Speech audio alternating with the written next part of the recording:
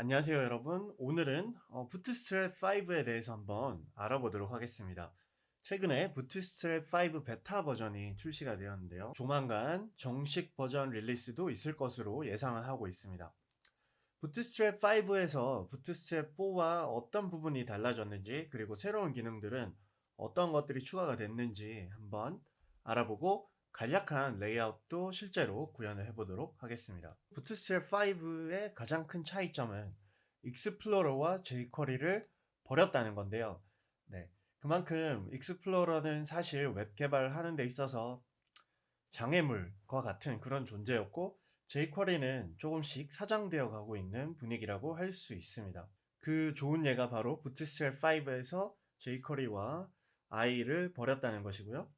i를 사실 버린 이유는 그동안 i 때문에 커스텀 프로퍼티를 사용할 수 없었던 문제가 있었는데, 네, 그 부분을 해결하기 위해서 결국에는 i를 버리게 된 것으로 보이고요. 자, 부트스트랩 5의 또 다른 차이점은 부트스트랩이 자체 아이콘을 지원한다는 점인데요. 그동안 부트스트랩을 사용을 하게 되면 폰트 업섬이라는 라이브러리에 의존을 해야만 했어요. 그렇지만 더 이상 폰트 업섬을 사용하지 않고도 부트스트랩만의 자체 아이콘들을 사용할 수 있게 되었습니다. 또 다른 부트스트랩 5의 장점이라고 할 수 있는 부분은 바로 유틸리티 API인데요. 지금 보시는 여기에 보시는 넓이와 마진을 나타내는 이런 유틸리티가 나와 있는데, 여기 보이는 이 W라는 글자가 사실 저희가 부트스트랩의 클래스를 제어할 때 사용하는 그런 키워드가 될 것이고요.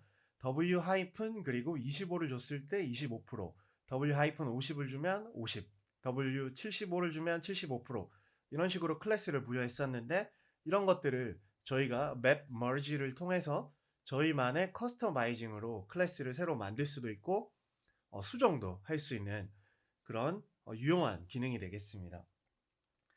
유틸리티의 베타 버전에서 또 추가가 된 부분이 생겼는데, 바로 스테이트를 추가를 해서 호버가 됐을 때 효과도 제어할 수 있는 그런 기능이 추가가 된 것을 볼 수가 있습니다. 테일윈드 같은 그런 CSS 프레임워크의 장점을 흡수했다고 할 수 있겠습니다.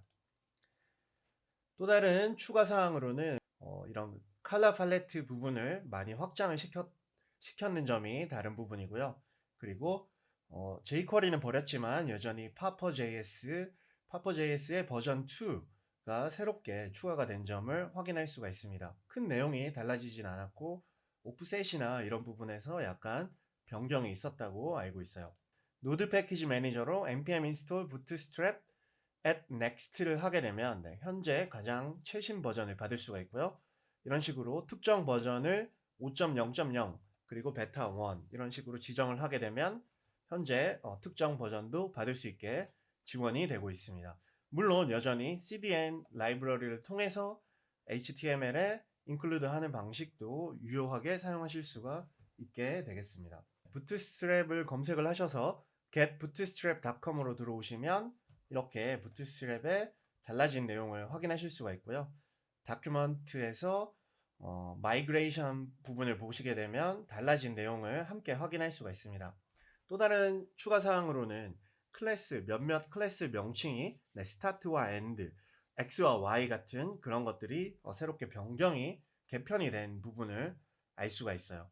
자, 그러면 본격적으로 어떤 부분이 달라졌는지 코드를 보면서 알려드리도록 하겠습니다. 저희가 만들 최종적인 목표는 바로 이런 모양이고요. 네, 이거는 부트스트랩의 예제를 참고를 해서 만든 사이트이고요. 간략하게 이런 식으로 레이아웃이 되어 있고, 그리고 반응형을 아주 손쉽게 만들어 봤습니다. 네, 그러면 일단 첫 번째로 index.html을 하나 만들어 주시고요. 그리고 느낌표 엔터를 쳐서 html 보일러플레이트를 추가를 해 주시고요. 타이틀도 bootstrap 5로 바꿔주겠습니다. 그리고 나서 h1 태그로 bootstrap 5라고 작성을 해주시고요. 이거를 저희가 라이브 서버로 확인을 한번 하기 위해서 라이브 서버를 실행을 해주세요. 그리고 저희가 CDN 방식이 아닌 부트스트랩을 노드 패키지 매니저로 설치를 할 것이기 때문에 반드시 노드.js를 설치를 해주셔야 될 것 같고요. 네, 그리고 라이브 서버가 활성화됐으면 이제 터미널 탭에서 뉴 터미널을 열어주시고요. 여기에서 저희가 최초로 할 일은 npm init-y를 통해서 기본적인 패키지 JSON 파일을 한번 만들어 보도록 하겠습니다. 여기 패키지 JSON 파일이 만들어졌고요. 네, 이런 식으로 저희 프로젝트의 매니페스트 파일이 생성이 됐고요. 이제 npm install bootstrap next를 통해서 부트스트랩의 최신 버전을 한번 다운로드 받아보도록 하겠습니다. 그랬더니 네, 이렇게 노드 모듈스 폴더가 생겼고 네, 부트스트랩의 5.0.0 베타 1 버전이 설치가 된 걸 볼 수 있어요. 아이콘도 쓸 것이기 때문에 npm install bootstrap icons라는 라이브러리도 함께 설치를 해주시면 되고요. 자, 설치가 완료가 됐습니다. 그러면 노드 네, 이렇게 두 개가 추가가 된 거를 볼 수 있고요. 패키지 JSON에 노드 모듈스를 한번 열어보겠습니다. 부트스트랩과 부트스트랩 아이콘스가 생겼고요. 아이콘스를 열어보시면 이 아이콘스 폴더 안에 다양한 아이콘들이 svg 파일로 저장이 되어 있는 걸 볼 수가 있고요.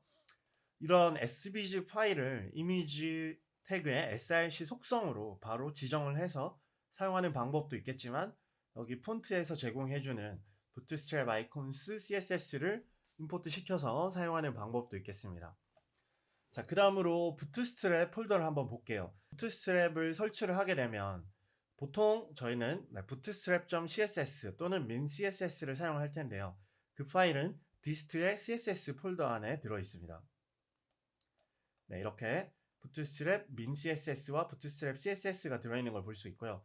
저희는 scss, ses를 활용을 해서 작성을 해볼 것이기 때문에 ses 폴더만 일단 보시면 돼요. 여기 있는 파일은 사용하지 않을 것이고요. ses 폴더를 보시면 이렇게 다양한 파일들이 있는데 이 중에 bootstrap.scss를 열어보겠습니다.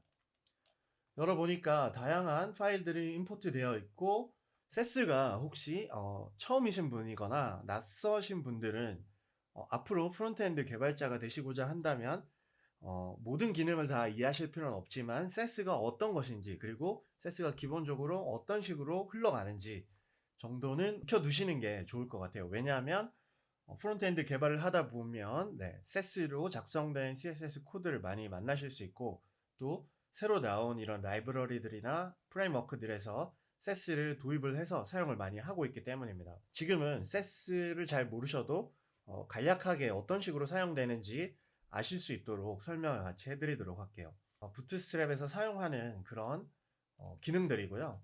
기본적으로 버튼 그룹이라든지 폼 그리고 테이블 다양한 기능들이 나와 있습니다.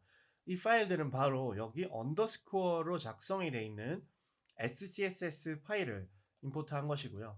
언더스코어로 되어 있기 때문에 여기에서 임포트를 할 수 있게 된 겁니다. 컴파일이 되지 않고 임포트만 해서 사용할 수 있게 되는 거고요.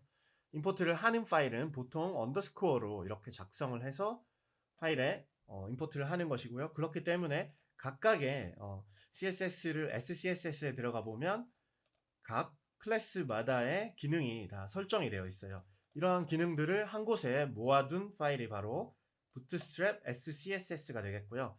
저희는 이 파일을 가져와서 사용을 할 겁니다. 먼저 폴더를 하나 생성을 할게요. new folder scss ses 폴더를 하나 만드시고요. new 파일로 main.scss를 만들겠습니다. 그리고 h1 태그에 컬러를 레드로 주고 폰트 사이즈는 24픽셀 그리고 텍스트 데코레이션은 라인 트루를 줘서 옆으로 가는 그런 효과를 넣도록 하겠습니다. 그리고 인덱스로 돌아오셔서 링크 태그를 작성을 하고요. 바로 scss 폴더 안에 있는 main.scss를 링크를 걸면 당연히 아무런 효과가 일어나지 않겠죠. 그 이유는 HTML 파일은 SCSS 파일을 읽을 수 없기 때문인데요. 저희가 작성은 SCSS에서 하되 이 파일을 컴파일을 해서 CSS 파일 형태로 변환을 시키는 과정을 거칠 거예요. 그거를 저희가 CS 라이브러리를 설치를 해서 커맨드 라인에서 하는 방법이 있겠지만 저희는 비주얼 스튜디오 코드를 사용하고 있기 때문에 아주 간편하게 한번 사용을 해보겠습니다. 익스텐션 탭으로 오셔서요. 라이브 ses 컴파일러를 검색을 해주시면 여기 첫 번째 나오는 라이브 ses 컴파일러 얘를 설치를 해주시면 되고요. 설치가 완료가 됐다고 하면 하단에 Watch Sets라는 이런 메뉴가 하나 추가가 될 거예요. 네. 그리고 저희가 만든 SCSS로 돌아와서요. 저장을 하기 전에 일단 세팅을 하나 해주셔야 됩니다. 이 라이브러리를 설치한 것에 대한 세팅, 어느 폴더에 저장될지, 어떤 파일로 저장이 될지, 어떤 형태로 저장될지에 관한 내용을 세팅을 해주셔야 되기 때문에 뷰에서 커맨드 팔레트를 선택을 하시면, 그리고 세팅을 타이핑을 하게 되면 여기 오픈 세팅스가 나오고요. 디폴트 세팅 말고 세팅스를 클릭을 하시면 여기 라이브 세스 컴파일 세팅을 해놓은 부분을 작성을 그대로 해주시면 되고요. 지금 간단하게 설명을 해드리면 라이브 세스 컴파일 세팅 포맷을 설정을 한 것이고요. 포맷은 expanded가 아닌, 그러니까 compressed, 압축된, minified 된 형태의 CSS로 포맷을 할 거고요. 그리고 익스텐션 네임은 .css로 바꾸겠습니다. 물론 이렇게 min.css로 바꾸셔도 상관없고요. 세이브 패스는 CSS 폴더로 이렇게 작성을 했습니다. 만약에 이게 디폴트 값으로 되어 있으면 SCSS 폴더에서 작성이 될 거예요. 그리고 추가로 라이브 세스 컴파일러 generate map 속성을 true가 아닌 false를 줘서 불필요한 맵 파일이 생성이 안 되도록 해주시면 돼요. 이렇게만 하시면 기본적인 세스 컴파일러 세팅은 완료가 된 것이고요. 저장을 하시고 main.css로 다시 돌아오셔서 이 파일을 watch ses를 눌러서, 하단에 있는 watch ses를 눌러서 이 파일을 리스닝하게 시키겠습니다. 그랬더니 바로 CSS 폴더가 하나 생성이 된 걸 확인할 수가 있고요. 열어보시면 main.css가 생성된 거를 볼 수 있어요. 열어봤더니 바로 저희가 작성한 내용들이 minified 된 형태로 이런 식으로 들어가 있는 걸 볼 수가 있습니다. 자, 그러면 main.css에서 이 내용을 사용할 것은 아니고요. 바로 노드 모듈스에 있는 부트스트랩 안에 들어있는 SCSS 안에 이 부트스트랩 SCSS를 가져와서 바로 부트스트랩을 적용할 겁니다. 여기에 임포트 SCSS의 임포트 기능을 사용할 거고요. 한 칸 나가서 노드 모듈스 안에 들어있는 부트스트랩 부트스트랩 안에 들어있는 SCSS 안에 들어있는 부트스트랩.css SCSS를 링크를 이런 식으로 임포트를 걸어주시면 되고요. 자, 임포트를 걸어주시면 저장을 하게 되면 바로 왓칭을 하게 되면서 디텍트 되고 main.css가 새롭게 생성이 된 거를 보실 수가 있습니다. 자, main.css로 돌아왔더니 이렇게 아주 다양한 내용들이 바로 minified 된 형태로, 모든 부트스트랩의 기능들이 minified 되어서 압축된 형태로 main.css로 컴파일 된 걸 볼 수가 있고요. 바로 index.html에서는 SCSS가 아닌 CSS 폴더 안에 들어있는 main.css를 가져와서 사용을 하는 거예요. 그러니까 쉽게 얘기하면 SCSS에서 저희가 편리한 기능들을 사용을 하고 컴파일을 해서 컴파일된 파일만 index.html에 링크를 해서 사용을 하는 방식이라고 생각을 하시면 됩니다. 일단은 HTML에서 여기 h1의 클래스로 text primary 라는 속성을 주도록 하겠습니다. 그랬더니 이렇게 파란색이 들어갔죠. 저는 파란색보다는 부트스트랩의 보라색을 프라이머리로 사용하고 싶어요. 그러면 이 프라이머리 값을 저희가 커스터마이징 할 수 있는 겁니다. 바로 프라이머리 값을 부트스트랩 컬러인 401F7C 이런 식으로 지정을 하게 되면 이것이 컴파일이 되면서 바로 index.html에 변화가 적용이 되는 걸 볼 수가 있고요. 물론 프라이머리 뿐만이 아니라 다양한 변수들이 있는데요. 그 내용은 어디서 확인할 수 있냐면 노드 모듈스의 SCSS의 variables underscore variables라는 파일에 들어와 보시면 저희가 사용하는 다양한 색깔 변수들을 확인할 수가 있어요. 프라이머리, 세컨더리, 석세스. 그래서 프라이머리는 기본적으로 블루를 사용한다는 걸 알 수가 있는데 여기 이 색깔을 사용을 하고 있었는데 저희가 main.scs에서 기본적인 부트스트랩 기능을 바꾸지 않고 덮어 써서 오버라이트 해서 저희만의 스타일로 커스터마이징 해서 사용하는 겁니다. 물론 나머지 다른 글자들은 그대로 똑같이 사용하실 수가 있어요. secondary, 그리고 success를 해볼게요. danger를 해보도록 하겠습니다. 자, 이렇게 각각의 색깔이 나오는데 secondary가 지금 회색이기 때문에 상당히 마음에 안 들기 때문에 이 색깔을 다른 색깔로 다시 바꿔보도록 할게요. 자, secondary를 샵 F4, F4, F4로 바꾸게 되면 이렇게 아주 연한 회색으로 변경이 될 겁니다. 네, 이렇게 연한 회색으로 변경이 됐고요. 그 다음으로는 버튼을 한번 예를 들어 볼게요. 클래스 btn이 있고요. 이거는 Bootstrap 4의 기본적인 기능하고 크게 다르지 않습니다. btn primary를 주게 되면 글자가 안 들어갔기 때문에 버튼이라고 추가를 하겠습니다. 그랬더니 흰색 글씨가 들어갔죠. 그런데 프라이머리가 아닌 세컨더리를 주게 되면 연한 회색 바탕에 버튼이 생성이 됐고 저희가 지정한, 그리고 글자가 검은색으로 바뀐 걸 볼 수 있어요. 색상을 파악을 해서 이 색상이 어두운 계열이면 글자를 하얀색으로, 색상이 밝은 계열이면 푸른색으로 바꿔주는 그런 기능이 들어 있습니다. 그 기능은 바로 믹스인에 들어 있는데요. 이것도 확인할 수 있는데 믹스인에 들어와 보시면 믹스인 버튼스라는 게 있을 거예요. 그래서 믹스인 폴더 안에 버튼스에 들어와 보시면 이런 식으로 컬러의 색깔이, 백그라운드 색깔을 넣어서 이 색깔이 밝은 색이면 컬러를 어떤 색으로, 흰색으로 주고 아니면 뭐 검은색으로 주고, 이런 기능들이 들어가 있는 겁니다. 바로 SCSS의 기능 중에 하나이고요. 일단은 프라이머리로 바꿔보도록 할게요. 자, 이렇게 해서 저희가 기본적인 변수를 생성을 했는데, 제가 만약에 버튼을 이런 식으로 보더 레디우스가 아닌 보더 레디우스를 아주 작은 숫자만큼만 논으로 주고 싶다라고 이렇게 덮어 쓰게 되면 기본적으로 버튼에 적용되어 있는 보더 레디우스가 사라지는 것을 볼 수가 있고요. 그리고 패딩을 한번 넣어 보도록 할게요. 패딩을 넣으려면 부트스트랩에서는 패딩 1, 패딩 2, 패딩 3, 패딩 4, 패딩 5 이런 식으로 패딩을 자유자재로 넣을 수 있는데요.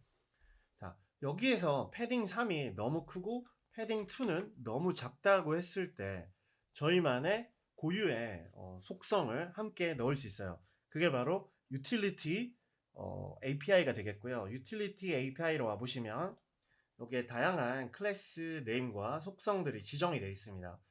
여기에서 패딩을 검색을 해보시면 패딩이 바로 P라는 키워드와 함께 하이픈을 사용을 하고 스페이서로 숫자를 적용을 하는 걸 알 수가 있고요.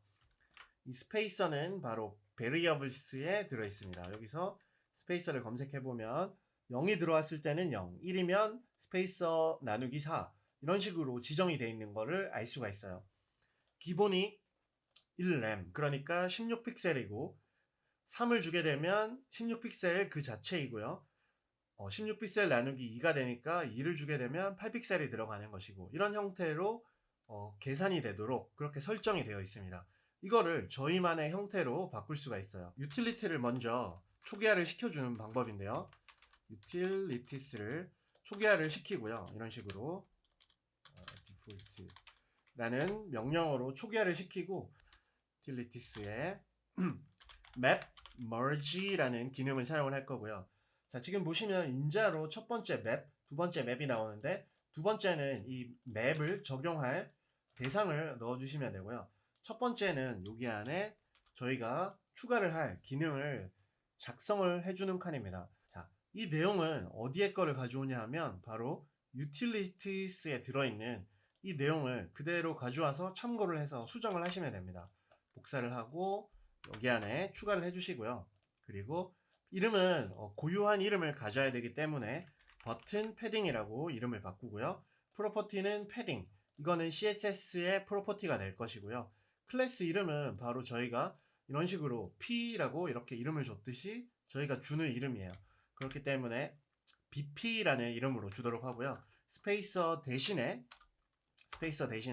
0일 때는 0.2램, 그리고 1일 때는 0.2램. 자, 이렇게 해야 되겠네요. 0일 때는 0, 2램, 그리고 2일 때는 0.4램, 3일 때는 0.6램, 그리고 4일 때는 0.8램, 5일 때는 1램. 자, 램이 아니라 뭐 EM을 주셔도 되고 픽셀로 주셔도 상관이 없습니다. 이렇게 해서 저장을 하게 되면요.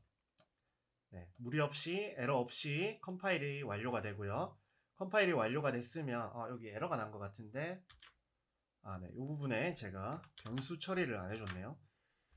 자, 저장을 다시 해보면 세스 컴파일러가 작동을 하고 정상적으로 컴파일이 된 거를 볼 수가 있어요. 자, 지금은 아무런 효과가 없죠. 왜 그러냐 하면 저희가 지정을 안 했기 때문이고요. index.html로 돌아와서 똑같은 버튼을 하나 더 추가를 하겠습니다. 그러면 이렇게 두 개가 생기겠죠?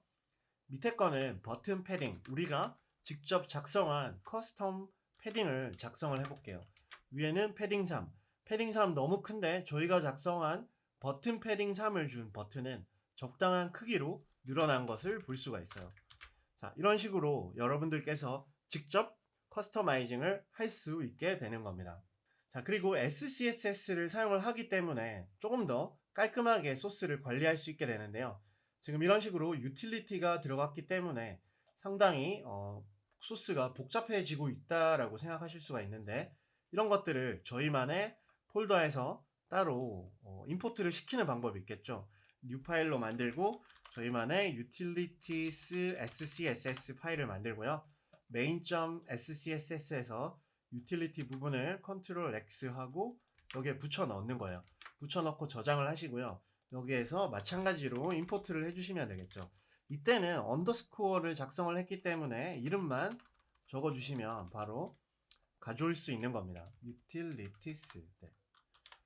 그러면 똑같이 적용이 될 거예요. 여기 마침표를 반드시 찍어 주셔야 되고요. SCSS는. 자, 컴파일이 완료가 되고 저희가 사용을 할 수 있게 된 거를 볼 수가 있습니다. 자, 사실 부트스트랩을 많이 사용 안 해보신 분들은 부트스트랩의 버튼이나 폼이나 이런 것들만 간략하게 가져와서 쓰시는데, 정말 핵심적인 기능은 바로 그리드 시스템이에요. 그리드 시스템을 사용을 하면 반응형 사이트를 아주 손쉽게 만들 수가 있습니다. 그리드에 대해서 간단하게 알려드리고 넘어갈게요. 이 변수를 선언한 이것도 저희가 따로 추가를 해서 파일로 관리를 하도록 하겠습니다. variables.scss 파일을 만들어 주시고요. main.scss에서 이거를 복사해서 붙여넣고 여기에 다시 한번 임포트를 시켜주시면 되겠죠. variables라고 해서 임포트를 하시면 똑같이 사용을 할 수 있습니다. 그리고 추가로 저희가 어떤 이런 H1의 보더를 주고 싶다, 저희만의 스타일 작성을 하고 싶다고 할 때 new 파일로 style.scss를 작성을 하시고요. 여기 하단에 style.scsss를 임포트를 시켜주면 되겠죠. style.scsss를 작성을 해주시고요. 그리고 스타일에서 저희가 H1의 모든 H1의 보더를 1픽셀 솔리드 프라이머리 이런 식으로 지정을 할 수가 있는 겁니다. 그러면 컴파일이 되면서 이런 식으로 저희만의 스타일도 이런 식으로 추가를 할 수 있게 되는 거예요. 자, 그러면 그리드에 대해서 간단하게 한번 알아보도록 할게요. 그리드는요, 사실 아주 핵심적인 두 가지 기법이 있습니다. 바로 브레이크 포인트와 컬럼의 개수인데요. 일단 div 태그로 클래스 row를 주고요. 이 안에 이 row는 한 줄이 되는 것이고요. 이 안에 div 태그로 클래스 콜을 가진 3개의 div 태그를 한번 만들어 보도록 할게요.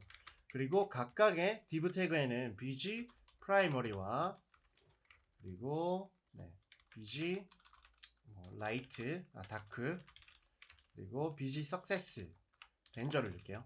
자, 이런 식으로 3개의 div를 만들어 보도록 하겠습니다. 자, 이렇게 3개의 div를 만들었고요. 지금 콜을 줬기 때문에 row가 하나의 줄이 되는 거고요. 콜은 바로 하나의 그 한 줄 안에 들어있는 하나의 컬럼이 되는 거예요. 자, 여기서 콜의 속성을 줄 수 있는데 8을 주게 되면 자, 이렇게 8만큼 늘어나고 나머지 2개가 알아서 남은 영역을 가지는데요. 이 기준이 뭐냐 하면 12입니다. 바로 이 부트스트랩에서 그리드 시스템은 12가 기준이 되는 거고요. 그래서 나머지 거를 2를 주게 되면 정확하게 8, 2, 2 해서 12의 비율을 가지게 되고, 늘려도 줄여도 항상 똑같은 비율을 유지하게 되는 거예요. 자, 이 상태에서 만약에 제가 얘를 4로 5로 바꾸게 되면 이런 식으로 밀려 내려가겠죠. 왜냐하면 8 더하기 5는 13이고 더하기 2를 하게 되면 14니까 12보다 크기 때문에 이렇게 되는 거고요. 이런 식으로 저희가 원하는 형태로 비율을 지정할 수도 있습니다. 6대 5대 1 비율로 할 수도 있고요. 자, 그런데 이렇게만 하면 사실 넓이는 늘어나지만 바로 이렇게 줄어들었을 때는 세로 형태의 그런 형태의 레이아웃이 구축이 됐으면 좋겠어요. 그때 사용하는 게 바로 브레이크 포인트입니다. 브레이크 포인트는 바로 콜의 MD, 미디엄 사이즈를 뜻하고요. 미디엄 사이즈일 때 이런 식으로 유지를 하다가 작아지면 크기에 맞게 알아서 바뀌게 되는 거예요. 자, 그러면 라지일 때는 콜 라지 사이즈일 때는 4대 4, 444 그러니까 1대 1대1 비율을 가지도록 한번 만들어 보고요. 이런 식으로요. 자, 미디엄일 때는 이런 비율을 가지고 크게 되면 4대 4대 4 비율을 가지는 거를 볼 수가 있어요. 다시 미디엄 사이즈로 줄어들면 이런 비율을 가지고요. 모바일 형태일 때는 이런 형태를 가지게 돼요. 모바일 형태 가장 작은 사이즈는 디폴트 값으로 콜 그리고 속성을 주면 되는데요. 이번에는 한 줄을 가지고 나머지는 나란히 나열이 될 수 있도록 6을 주도록 하겠습니다. 그러면 이런 모양도 만들 수가 있는 거예요. 그래서 모바일 레이아웃을 만들 때 이런 식으로 손쉽게 작업을 할 수가 있습니다. 자, 이런 브레이크 포인트는 어디에서 확인을 하느냐? 바로 부트스트랩의 레이아웃, 부트스트랩의 브레이크 포인트에 들어와 보시면 이런 식으로 사이즈에 대한 규격이 나와 있어요. XXL은 부트스트랩 5에서 추가가 됐고요. 1400 픽셀, 1200, 992 이런 식으로 나눠져 있다는 것을 알 수가 있습니다. 그래서 브레이크 포인트를 잘 사용을 하면 꼭 그리드뿐만이 아니라 다양한 디스플레이 플렉스라든지 디스플레이 플렉스의 방향이라든지 이런 것들을 모두 제어를 할 수가 있기 때문에 아주 손쉽게 반응형 사이트를 만들 수가 있게 되는 거예요. 이렇게 해서 부트스트랩 5의 새로운 기능에 대해서 알아봤고요. 이어지는 영상에서는 반응형 레이아웃을 아주 빠르게 만들어 보도록 하겠습니다. 감사합니다.